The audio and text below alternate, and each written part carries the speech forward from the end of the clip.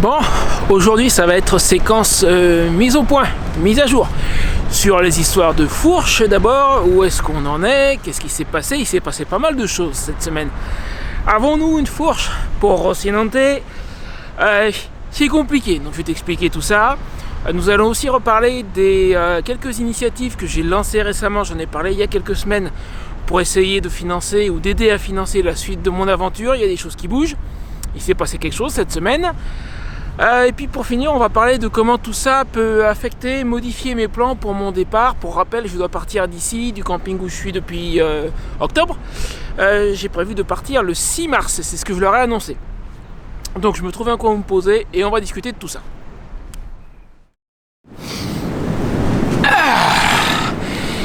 Ici, ça sera pas mal.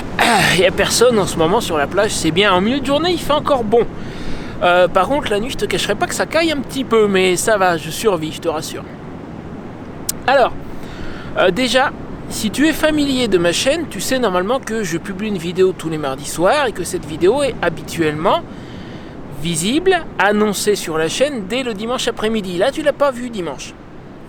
Il y a une raison très simple à ça, c'est que je voulais t'apporter les nouvelles les plus fraîches possibles. J'attends notamment une réponse à une offre que j'ai faite, on va en reparler dans un moment. Raison pour laquelle je n'ai pas préparé la vidéo avant. Je la tourne un peu à la dernière minute, nous sommes lundi après-midi. Et c'est pour ça que je ne l'ai pas faite avant. Alors d'abord, qu'est-ce qui s'est passé cette semaine? J'ai eu deux fausses joies. Question fourche, on va commencer par là parce que c'est le plus important. Si j'ai pas une fourche à mettre sur Rocinante avant de partir, je pars pas, je suis coincé. Hein, soyons clairs, c'est comme ça. Tout d'abord, la semaine dernière, j'ai annoncé, j'étais sûr d'avoir trouvé une fourche. J'étais persuadé d'avoir trouvé une fourche. Tu l'as vu dans la vidéo de la semaine dernière. Si tu n'as pas vu cette vidéo, je te mets le raccourci là-haut. Alors au final, est-ce que c'était le bon modèle? Oui. Est-ce que le vendeur a toujours cette fourche? Manifestement, non. Est-ce que le vendeur est complètement honnête? J'ai des sérieux doutes. Je vais t'expliquer. Donc d'abord, la fourche de la photo, je suis sûr à 100%. C'est le bon modèle.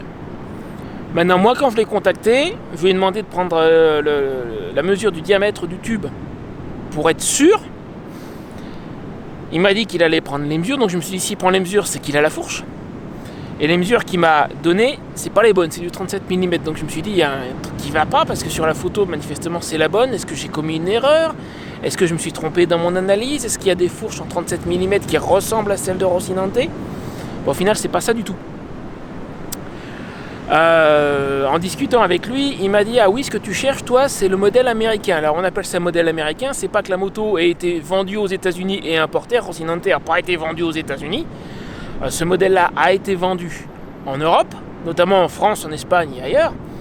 Mais effectivement, c'est vrai, on l'appelle modèle américain. Même si techniquement c'est un modèle qui... Alors c'est peut-être qu'il a été prévu pour les États-Unis, mais il a aussi été distribué en Europe à partir de 1996. Et la Vulcan 500 ou EN 500 modèle d'avant a cessé d'être produite, celle qui a les tubes en 37 mm, a cessé d'être produite à partir de 1996. 1996, c'est l'année du changement, c'est l'année charnière. Donc il me dit, toi, ce que tu cherches, c'est le modèle américain, ça je vais pas avoir. Donc il me l'a pas dit directement, mais manifestement, la moto de l'annonce, il ne l'a plus, puisqu'il me dit, ce modèle-là, je l'ai pas. Maintenant, quelques jours plus tard, moi je continue mes recherches, je tombe sur d'autres annonces, manifestement de la même moto. On voit, c'est des motos tout pour l'avant, c'est-à-dire il y a des annonces, tout pour l'avant. Il y en a une pour la fourche, il y en a une pour le garde-boue, il y en a une pour la roue. Et sur les trois, on voit un garde-boue vert avec un aigle dessus. Donc c'est la même moto. Et d'ailleurs, le nom de la personne, du propriétaire ayant passé l'annonce est le même. C'est la même moto. Donc moi, sur le moment, je lui ai, on va dire, accordé le bénéfice du doute. Je me suis dit, il a vendu les pièces, il a vendu la moto, puis il a oublié qu'il avait ses annonces. Donc moi, sympathique, je lui ai signalé, je lui ai renvoyé un dernier message par WhatsApp, parce qu'ici en Espagne, ils utilisent tous WhatsApp. Moi, ça me plaît pas parce que WhatsApp appartient à Facebook maintenant, mais j'ai pas le choix. Donc je lui renvoie un message en lui disant, je suis tombé sur d'autres annonces de cette même moto, manifestement tu l'as plus, donc il faudrait peut-être les enlever. C'était il y a 3 jours. Les annonces sont toujours en ligne. Donc de deux choses l'une, soit c'est un mec absolument pas sérieux. Il s'en fout que ses annonces soient encore en ligne alors qu'il a eu les pièces à une époque, il les a plus, mais il s'en tape. Donc c'est franchement pas professionnel. Soit c'est un escroc, l'un ou l'autre, qui essaye d'attirer du monde pour des pièces qu'en réalité il n'a jamais eues. Je sais pas de quel cas il s'agit, mais dans les deux cas, ça fait de toute façon pas sérieux et c'est quelqu'un avec qui j'ai pas envie de faire affaire. De toute manière, la moto il l'a pas. Soit il ne l'a plus, soit il ne l'a jamais eu. Donc c'est là, c'est cuit. J'ai vraiment cru, alors je te dis, la moto de l'annonce, c'est le bon modèle. Mais il ne l'a pas entre les mains. Quelle que soit la raison, il ne l'a pas. Quelques jours plus tard, je suis tombé sur une autre annonce, alors que j'avais pas vu avant. Là, parce qu'en fait, moi, je cherchais des pièces pour une Kawasaki Vulcan 500. Et le mec avait passé une annonce pour une Kawasaki Vulcan sans préciser la cylindrée. Donc du coup, dans mes recherches, j'étais pas tombé dessus. En cherchant un peu plus large, en désespoir de cause, puisque je ne trouvais rien d'autre, je tombe sur cette annonce pour une Kawasaki Vulcan de 1998. À la vue de la photo, de la moto, notamment du moteur, c'est une 500. Et 98, il ne peut pas y avoir d'erreur sur le modèle, puisque je te l'ai dit, Kawasaki a fait le changement à la bascule en 96. En 96-97, il y a encore des motos des années d'avant qui se sont vendues. Mais 98, c'est pas possible. Et puis, sur la photo, c'est le bon modèle. Je contacte le vendeur, je lui demande s'il a toujours la fourche, parce que l'annonce est un petit peu ancienne quand même, mais il venait de la réactualiser, donc ça veut dire qu'il a encore au moins des pièces de cette moto-là. Il me répond en m'envoyant une photo de la fourche, photo que voici. Je me dis cool, c'est le bon modèle, il n'y a pas de doute. Sur la photo, elle n'a pas l'air trop mal, et il l'a entre les mains. Elle est à 50 km, elle est à Elche, c'est encore un peu plus proche que Guardamar, faut y aller. J'ai une amie qui m'avait proposé de m'emmener avec son camion voir celle de Guardamar. Je lui dis, bah écoute, on va aller à Elche. On saute dans son camion, après avoir pris rendez-vous avec le vendeur. On va à Elche, c'était vendredi après-midi. Et là, j'examine la fourche. Grande désillusion. Là, je pense que le mec m'a pris, avec le recul, je pense que le mec m'a pris pour un pigeon, sincèrement. D'abord, le tube gauche, celui-là, j'en ai pris une photo, tu vas voir, il est dégueulasse. Il est piqué, mais bien piqué, et la rouille arrive à la limite de la zone de travail du joint. Ça veut dire que régulièrement, à la faveur d'un freinage d'urgence par exemple, le joint va atteindre la zone qui est rouillée, et ça c'est un tube qui va bouffer du joint petit à petit. Il faudra régulièrement changer les joints de cette fourche. C'est pas la peine. Côté droit maintenant, parce qu'en plus le mec voulait pas détailler les pièces. Ce qu'il vend lui, c'est la fourche complète, c'est-à-dire les deux tubes, les deux têtes de fourche, les clignotants, le support de phare, le guidon. Il veut rien détailler, il a dit c'est ça ou rien. Ça déjà c'est louche, parce que qui veuille pas dissocier les deux bras, à la limite je veux bien. Mais les têtes de fourche, il pourrait très bien, et le guidon c'est universel, ça va sur des tas de motos, il pourrait le vendre à quelqu'un d'autre sans problème. Ben non. Alors, le tube droit, il est pas, j'ai pas pris de photo là, hein. Il est pas piqué comme le gauche, mais il y a un éclat. Il est abîmé. Il y a un petit éclat aussi à la limite de la zone de travail du joint. Et à bien y réfléchir, moi en voyant la photo de la moto complète, je m'étais dit ça, a priori c'est pas une moto qui a l'air d'avoir été accidentée. Il y a bien un petit pet sur le réservoir, mais c'est rien d'extraordinaire, et le reste, il n'y a pas l'air d'y avoir de dégâts. La première photo que j'ai vue, c'était la moto complète avant démontage. Moi là, j'ai vu, quand j'y suis allé, j'ai vu que la fourche démontée. Hein. Mais sur la photo, la moto était complète. Ça n'a pas l'air d'être un accident. Elle a dû être arrêtée pour une raison quelconque, et genre moteur bloqué ou une connerie comme ça, et le propriétaire veut pas faire les travaux, donc il vend les pièces. Bah, avec le recul et avoir ce petit pet là sur le tube droit, est-ce que ça serait pas justement une moto qui aurait bouffé du joint de fourche et il a pas envie de faire les réparations, donc il vend les pièces? C'est très possible qu'elle ait été arrêtée pour cette raison-là, à cause de ce pet sur le tube droit. C'est tout à fait possible.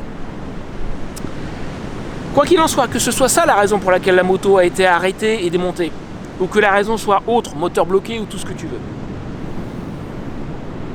Le vendeur a été malhonnête dans le sens où je pense qu'il sait très bien que sa fourche est cuite. Les deux tubes sont morts, les fourreaux sont peut-être bons, le tête de fourche, il n'y a pas de problème, le guidon, il n'y a pas de problème, les clignots marchent peut-être, j'en sais rien, j'ai pas pu le vérifier, en même temps je m'en tape. Mais les tubes sont morts. Donc il sait que sa fourche elle est cuite. Ça l'a pas empêché de me laisser venir pour voir sa fourche et en me disant c'est 150 €, je détaille pas les pièces, c'est ça ou rien. Donc il nous a fait déplacer, moi et mon ami, sur une cinquantaine de kilomètres, parce que je lui avais dit où j'étais. Je lui ai dit je peux venir, je suis à El Campello, il y a 50 bornes, je peux venir la voir. Il nous a fait déplacer, en sachant très bien que sa fourche est cuite, et en sachant que toute personne qui regarde cette fourche de près ne va pas l'acheter. Parce qu'elle n'est pas utilisable en l'état, il faut remplacer les 2 tubes. Il m'a pris pour un pigeon, il a essayé de m'avoir. Alors quand j'étais sur place, j'ai envoyé un message à mon ami Michael, qui est mécanicien moto indépendant en Normandie. C'est la dernière personne qui a essayé de m'aider à sauver la fourche de Rocinante. Je lui ai dit voilà la situation, est-ce que tu penses que c'est rattrapable? Alors sans lui avoir envoyé de photos, j'ai juste envoyé un SMS. Il m'a dit c'est pas impossible avec de la paille de fer 000 et du WD-40, mais il y a un risque. Il n'y a aucune garantie que ce soit rattrapable. Donc là, je suis de toute façon tout à fait d'accord avec lui. Je lui ai demandé son avis pour le principe, mais j'étais pas parti pour acheter cette fourche de toute manière. Donc j'ai envoyé un message, je suis reparti sans la prendre, évidemment. J'ai envoyé un message au vendeur. Je lui ai dit bon, vu l'état, elle est très très très piquée, le tube droit est abîmé. Moi je l'achète pas aujourd'hui. Si tu peux ravoir le tube gauche, peut-être. Mais dans mon esprit, c'était déjà un très gros peut-être. Et entre-temps, j'ai un abonné de ma chaîne, Philippe, qui m'a dit, et je pense que sa réflexion est très juste, qui m'a dit même si tu arrives à ravoir le tube gauche, c'est du chrome, il va rester des traces et elle perdra de l'huile. Il y a de gros risques pour qu'elle perde de l'huile. À mon avis, il a raison. Donc même gratuitement, je pense que je n'aurais pas pris cette fourche, parce que rien que le temps nécessaire pour changer les tubes et tout, pour prendre son tube gauche, le mettre sur le fourreau qui est sur Rocinante ou une connerie comme ça vaut pas la peine. Donc il va sans dire que j'ai pas beaucoup digéré le coup. D'ailleurs quand j'ai dit que j'ai envoyé ce message au gars en lui disant bah moi je te la prends pas aujourd'hui, il m'a pas répondu, il s'est pas excusé de nous avoir fait déplacer pour rien, que dalle hein. Walou. Un minimum de politesse, ça aurait été de s'excuser. Rien. Donc lui écoute, vu l'état de sa fourche de toute manière et vu son attitude, il va se faire voir, il se la garde, il se la mange en salade, je sais pas, mais moi je la prends pas. Bon. Donc les 2 fourches qui étaient à proximité, c'est cuit. J'ai rien trouvé d'autre en annonce, sauf une, j'en avais déjà parlé, je l'avais repérée en octobre. Alors j'ai dû dire quelques fois qu'elle était à Madrid. Non, elle n'est pas à Madrid, elle est à Bilbao, mais ça change rien. Elle n'est pas à une distance raisonnable pour que je puisse aller la voir en personne. Par contre, c'est une fourche issue d'une moto qui n'a que 10 000 km, donc elle est neuve quasiment. La boutique, j'ai regardé leurs conditions de vente de pièces d'occasion, ils font une garantie. En octobre, je leur avais demandé combien pour les 2 bras, plus l'axe de roue, parce que le mien est très très légèrement tordu, il est difficile à remettre. Après réflexion, déjà mon axe de roue, bon je l'ai déjà remis plusieurs fois, c'est galère. Mais quand je suis passé voir Michael, il a trouvé le truc pour arriver à le remettre en fait. Il y a une petite astuce. Ma foi, la fourche je vais la redémonter qu'une seule fois, pas 50. Cet axe de roue, je n'aurai besoin de le remettre qu'une seule fois, je vais peut-être m'embêter à le remettre. Une fois que c'est fait, il ne bougera plus. Donc, déjà, on peut oublier l'axe de roue. 300 €, c'était trop, même aujourd'hui, c'est encore trop. Entre-temps, je leur ai demandé si ils envisageraient de me vendre que le bras gauche. Bon, ça leur plaît pas. Maintenant, j'ai peut-être fait une connerie en faisant ça, mais c'est une épée à double tranchant, en quelque sorte. D'abord, ils m'ont fait une proposition pour le bras gauche. En me disant si on te vend que le côté gauche, on va se retrouver avec une fourche boiteuse, c'était le mot qu'ils ont employé, c'est-à-dire qu'ils auront une fourche incomplète. Donc si tu veux que le côté gauche, ça sera 200 €. Ça fait 2 choses. D'abord, ça va m'empêcher de leur proposer 200 € pour la fourche complète, puisqu'ils me disent 200 pour le bras gauche. Par contre, ça m'apporte une information. Ça veut dire qu'ils n'ont toujours pas de clients, parce qu'ils y vont à reculons, mais ils envisagent quand même de me vendre que le bras gauche. Donc ça veut dire qu'ils n'ont pas du tout de touche. Sans ça, ils ne m'auraient pas proposé ça. Donc moi, ce que je viens de faire, et c'est pour ça que je n'ai pas tourné cette vidéo plus tôt, c'est que j'attendais une réponse de leur part. Samedi, je leur ai renvoyé un message en disant, écoutez, en octobre, vous m'avez dit 300 € port compris avec l'axe de roue. Moi, à partir du 6 ou du 7 février, pas avant, parce qu'il faut que je paye le camping le 1er ou le 2, je pourrais vous offrir 250 € pour les 2 bras, port compris, sans l'axe de roue. L'axe de roue, ils pourront toujours le vendre à part. Et j'attendais leur réponse, c'est pour ça que je t'ai rien dit avant. Alors là, je vais voir si j'ai toujours rien. Tout à l'heure, j'ai vu qu'ils avaient vu le message, ils l'ont pas vu samedi. Manifestement, le samedi après-midi, ils ne doivent pas travailler. Ils ont reçu le message ce matin. J'attends la réponse, alors je vais regarder vite fait. A priori toujours rien. Alors je le mettrai dans le montage s'il me répond entre temps. Mais vu ce qu'il m'avait proposé pour les 2 bras plus l'axe, je pense que 250 € sans l'axe, c'est plutôt honnête. Vu qu'ils ne l'ont pas vendu, il y a des chances qu'ils acceptent. Maintenant, moi ça me pose une difficulté, c'est que j'avais pas prévu de mettre autant. Alors déjà je vais encore manger du riz blanc pendant tout le mois. J'ai réussi à économiser 50 € de plus en janvier, c'est-à-dire qu'en dehors de ce qui va tomber par Tipeee, j'ai rien eu sur Tipeee en janvier, hein. Donc c'est tout les gens qui ont fait des versements en décembre. J'ai à peu près 40 € qui vont tomber, 80 pardon. Mais même avec les 150 donc, que j'avais réussi à mettre de côté, le compte n'y est pas. Je vais être obligé de mettre un peu plus que j'avais prévu. Tant pis, j'ai pas le choix. Il me faut une fourche. C'est indispensable, j'ai pas le choix. Donc je leur ai proposé cette affaire-là, c'est que je peux, mais ça va vraiment être à la limite de. Je leur ai dit dans le message, à ce prix-là, il faut qu'elle soit vraiment parfaite. Il n'y a rien à faire, il n'y a pas les joints à changer, il n'y a pas l'huile à changer. Elle est prête à monter sur la moto. Si elle est comme ça, je vous propose, et garantie, puisque c'est marqué sur votre site, je vous propose 250 €. Si elle a la garantie qui vient avec, d'accord. Par contre, si elle doit arriver ici et qu'il faut changer les joints, moi derrière, ayant payé 250 €, je n'ai pas un centime pour les joints ou pour le gars qui va changer les joints. C'est pas possible. Donc vraiment, il faut qu'elle arrive ici pour 250 €. Il y a juste à lever la moto, tomber les 2 bras de fourche, mettre les 2 bras de fourche neufs, remettre la roue et l'axe et roule ma poule. Il faut qu'elle soit comme ça. Donc c'est ce sur quoi je compte. J'attends la réponse. Si je l'ai avant de finaliser la vidéo, je la mettrai dans la vidéo. Sinon, je te dirai, je pense que d'ici à mardi, d'ici à ce que la vidéo soit diffusée, je saurai. Donc voilà où on en est question fourche. Il n'y a plus que celle-là en annonce. Il n'y a rien d'autre. J'ai contacté des dizaines, alors peut-être pas des dizaines, au moins 15 casses dans tout le pays. J'ai eu quelques réponses négatives et beaucoup qui m'ont pas répondu du tout. Bon. J'ai contacté les garages moto d'Alicante. Finalement, j'ai pas fait le tour en personne. Je les ai contactés par WhatsApp. Il y en a quelques-uns qui m'ont dit on va regarder. Pour le moment, j'ai pas de réponse positive. Donc il y a vraiment que cette fourche à Bilbao à priori 250 €. J'espère qu'ils vont accepter. Il n'y a que ça. Maintenant, on va parler de comment ça va affecter mon départ en mars. Mais avant, je vais peut-être remettre le téléphone dans la poche. Tout de suite, il me sert à rien. Avant de parler de mon départ, les initiatives que j'ai présentées il y a quelques temps, tu sais, je t'ai dit les livres électroniques que je suis en train d'écrire, le trafic par Cora pour aller avec les livres électroniques. Alors de ce côté-là, pour le moment ça bouge pas beaucoup, j'ai un tout petit peu de trafic, mais c'est quelques visiteurs par jour, ça va pas loin encore pour le moment, il se passe rien. Par contre, il y avait aussi, si tu te souviens bien, j'avais expliqué que je commençais à démarrer une affaire sur Fiverr, notamment dans le domaine de l'écriture de scripts pour des vidéos YouTube. Et là, il s'est passé un truc. Dans toutes les vidéos que j'ai regardées qui parlent de comment bien démarrer sur Fiverr, les gens qui en parlent sont des gens qui travaillent sur Fiverr, qui font des ventes régulièrement, et beaucoup expliquent, moi il m'a fallu plusieurs mois pour obtenir ma première vente. Ben, moi j'ai mis 3 semaines. Ouais, la première vente, je l'ai eue dans le courant de la semaine là. C'est quelqu'un qui m'a commandé un script pour des vidéos YouTube pour enfants.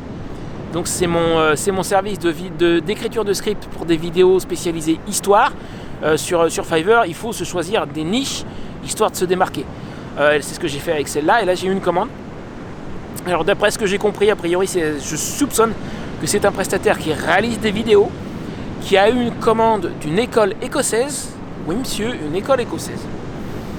Il m'a bien dit spécifiquement que ce sont des vidéos qui vont être diffusées en classe, et il avait besoin d'un script sur plusieurs scripts, même il m'en a commandé qu'un, mais il m'a envoyé une liste de 4 sujets, et dans chaque sujet il y a 2 ou 3 petites vidéos de 2 minutes 30, il m'a dit d'en choisir un, ce que j'ai fait. Je lui en ai même fait 2. Parce que c'était ma première commande, et je voulais vraiment avoir un avis client au top. J'y suis allé à fond, j'ai fait plus que ce qu'il me demandait. J'ai dit écoute, comme c'est des vidéos super courtes, normalement la prestation que tu as achetée, c'est un script jusqu'à 5000 mots, mais là tes vidéos de 2 minutes 30, on en sera très loin des 5000 mots. Allez, je vais t'en faire 2, elles sont toutes petites. Je prends un des sujets principaux, dans celui-là il y avait 2 vidéos de prévues, je te fais les 2. Ce que j'ai fait, je lui ai fait ces 2 tout petits scripts. Je lui ai fourni des contenus qu'il puisse utiliser dans la vidéo. J'ai fait des recherches d'images, des recherches de vidéos de vidéos en domaine public qu'ils puissent utiliser. J'ai amélioré quelques images que j'ai trouvées qui sont gratuites et domaine public sur Wikipédia, mais qui étaient en petite résolution. Je les ai agrandies dans une qualité acceptable pour que ce soit utilisable dans sa vidéo. Donc j'y suis vraiment allé à fond. Mon but, c'était d'avoir un avis client impeccable, la Rolls des avis clients, et c'est ce que j'ai reçu. Je vais te mettre là maintenant, alors c'est en anglais, hein. Ceux qui parlent anglais pourront le lire. Pour faire simple, déjà j'ai sur les 3 critères qu'il devait évaluer, j'ai 5 étoiles sur les 3, et son avis est comme ça. Il est super content, il m'a laissé, mais je pense qu'on ne pourrait pas rêver un meilleur avis que ça, pour une première commande ou pour n'importe quelle commande. Il m'a même payé un pourboire de $10. Je ne savais pas qu'il pouvait faire ça. Donc il a acheté une prestation à $25, il m'a versé $10 de plus. Que je n'ai pas encore reçu parce qu'il y a un délai de 14 jours sur Fiverr, mais ça c'est pas un souci, je vais les avoir le mois prochain. Donc vraiment très très très content de cette première commande, j'espère qu'il va y en avoir d'autres. Je suis en train de revoir certains de mes services, il y en avait notamment un deuxième au niveau des scripts qui faisait pas de vue, il apparaissait pas du tout dans les résultats de recherche, je n'ai pas compris pourquoi. J'ai carrément décidé de le refaire, à présent il apparaît dans les résultats de recherche, il fait des vues. J'ai viré un de ceux qui sont sur un des services d'illustration, j'ai fait un 3e service pour des scripts YouTube, positionné encore sur un mot-clé différent, en espérant que celui-là aussi décolle. Donc je maximise mes chances, puisque j'en ai un qui a marché, je maximise mes chances pour qu'il y ait d'autres commandes. Et si je pouvais avoir ne serait-ce que 3-4 commandes comme ça par mois, déjà ça me permettrait de respirer. Donc là, il y a un espoir. Une seule commande, c'est pas assez, ça ne me débloque pas, surtout avec le coup de la fourche. Mais il y a un espoir. Maintenant, comment est-ce que tout ça va affecter mon départ ? Pour le moment, ce que j'envisage de faire, et ça pourra encore changer, il y a un endroit où je vais m'arrêter qui sera le point de décision, en fait, tu vas comprendre. Donc tu sais que j'ai envie d'aller filmer Gibraltar pour toi. Mais pour le moment, avec le coup de la fourche, et ce qui est rentré via Tipeee, environ 80 €, le compte pour Gibraltar n'y est pas. Vu le prix des campings à proximité de Gibraltar, je sais que j'avais dit que j'avais trouvé un camping chez l'habitant, mais je me suis aperçu récemment qu'il y a une statistique qui ne va pas avec lui, il répond à environ 30% des demandes. Ça me plaît pas du tout. Et puis même en allant chez lui, le coût du détour, le budget n'y est pas.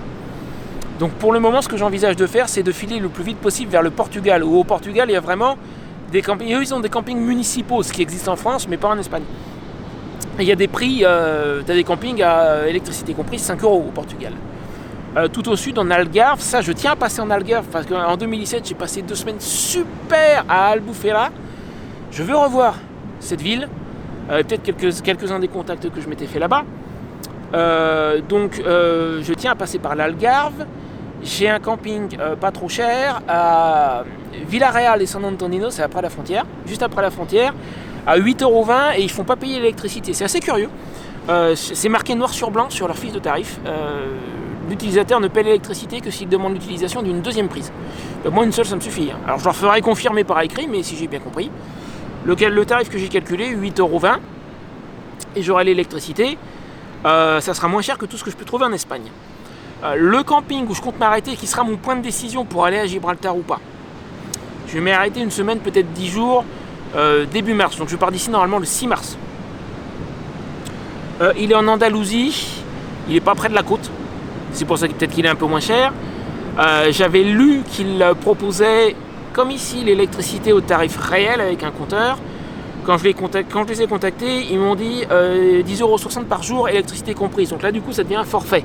C'est plus tout à fait la même chose. Mais 10,60 €, j'ai pas trouvé moins cher. Donc je m'y arrête une semaine, 10 jours. C'est là que je déciderai de façon définitive si je m'arrête à Gibraltar ou pas. Pour aller à Gibraltar, il faudra que soit il se passe des choses sur Tipeee, le lien est toujours dans la description, ou alors que j'ai d'autres commandes sur Fiverr. C'est très possible qu'il y ait d'autres commandes qui tombent. Si j'ai d'autres commandes qui tombent là, dans les 10 jours qui viennent sur Fiverr, si elles tombent avant mi-février, on va dire avec les 15 jours de délai de Fiverr, c'est de l'argent que je vais recevoir début mars. Et là, dans ce cas-là, je pourrais envisager de faire Gibraltar quand même. Dans le cas contraire, depuis ce camping en Andalousie, au bout d'une semaine, 10 jours, je file direct au Portugal. Et là, j'aurai des prix moins chers et je pourrai survivre. Ça va être le seul moyen pour tenir le choc. Quant à mon pneu arrière, je sais que j'en ai déjà parlé. Il arrive en fin de vie, mais il n'est pas encore mort. Les 800-900 km jusqu'au Portugal, je pense qu'il les fera. Et ça me reviendra potentiellement moins cher de le changer en étant au Portugal. L'intérêt de le changer ici maintenant, c'est qu'ici, je suis encore là pour un mois. Donc ça aurait été juste plus facile. Mais avec le coup de la fourche, bon, le pneu arrière, on oublie. Hein, c'est même pas la peine d'y penser. Je suis déjà pas sûr je vais avoir du mal à partir. Alors, le pneu arrière, juste le pneu, il y a pour 120 €, plus la monte. On est à 140 à peu près. C'est pas possible dans l'immédiat. Donc ce pneu ira, ça m'inquiète pas. Il ira jusqu'en Algarve, au Portugal. Par contre, je suis pas convaincu qu'il aille plus loin. Il rentrera pas en France. Ça c'est sûr, il rentrera pas en France. Donc voilà, ce qui va décider de la suite des événements, ça va être les commandes Fiverr, potentiellement Tipeee. Alors comme j'ai eu aucune commande Tipeee sur janvier, les contenus exclusifs que j'avais prévus pour janvier, je vais les décaler sur février en fait, puisque de toute façon personne ne les a vus. Donc je vais les reporter sur février tout bêtement. Voilà, écoute, je pense que j'ai fait le tour. Cette histoire de fourche, alors je l'ai vraiment mauvaise, hein. Surtout celle pour laquelle je me suis déplacé. Et mon ami qui m'a emmené avec son camion, alors ami, ça ne la dérange pas, on s'est baladé, oui d'accord. Mais moi ça me dérange de l'avoir fait déplacer pour rien, c'est pas ma faute, hein. C'est la faute du vendeur, mais je suis pas prêt de la digérer celle-là. Donc voilà, ce que j'ai en vue pour le moment, c'est la fourche qui est à Bilbao, donc je leur ai proposé 250 €, on va croiser les doigts pour qu'ils acceptent, parce que plus que ça, s'ils me disent 260, c'est littéralement, je peux pas.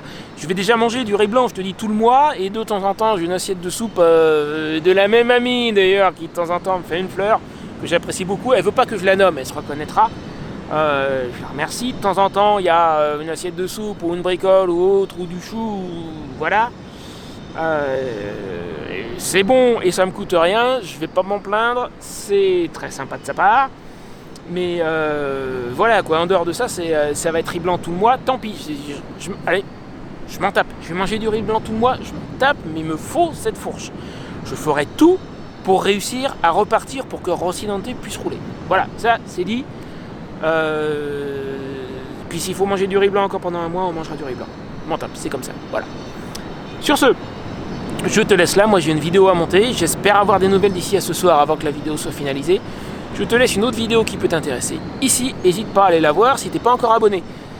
Abonne-toi, l'aventure va bientôt reprendre d'une manière ou d'une autre. En mars, on s'en va, on reprend la route. Ouais.